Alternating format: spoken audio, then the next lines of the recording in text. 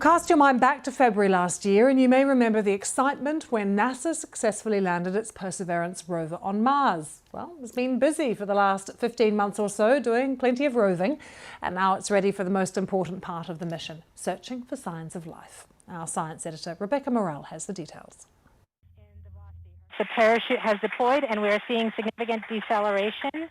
It's a mission that began with a jaw-dropping descent, beaming back real footage of a Mars landing as NASA's Perseverance Rover was lowered onto the Martian surface.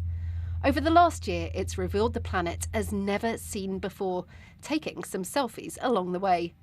It's been busy trundling across the dusty terrain. And it's made history by flying a helicopter, the first powered flight on another planet. Now Perseverance is ready to begin the most important part of its mission, hunting for signs of life. And it's reached an area where it has the best chance of finding it. I have been staring at this delta for years now, mostly in orbiter images, and now we're finally right in front of it, seeing it through the eyes of the rover. We know there was once liquid water on the surface of Mars. We know there are organics on the surface of Mars. And so all signs point to the surface of Mars 3.5 to 4 billion years ago being a habitable planet. The rover's exploring an area called the Jezero crater. Billions of years ago, it was a huge lake. You can clearly see a river running into it. And this gives you an idea of what it once would have looked like.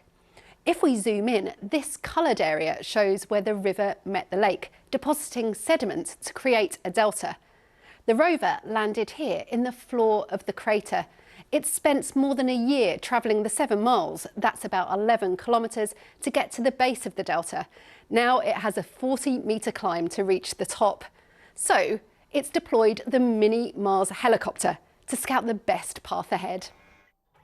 The scientists hope the rover's high-tech instruments will find clear signatures of life.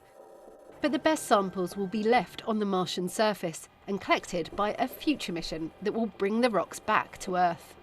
Imagine if we found evidence that there was some sort of microscopic life there. That's huge. It's, mind-blowing in a way. And so I think the opportunity to look for that and bring it back to Earth and then see what we see is going to rewrite history books regardless of the answer.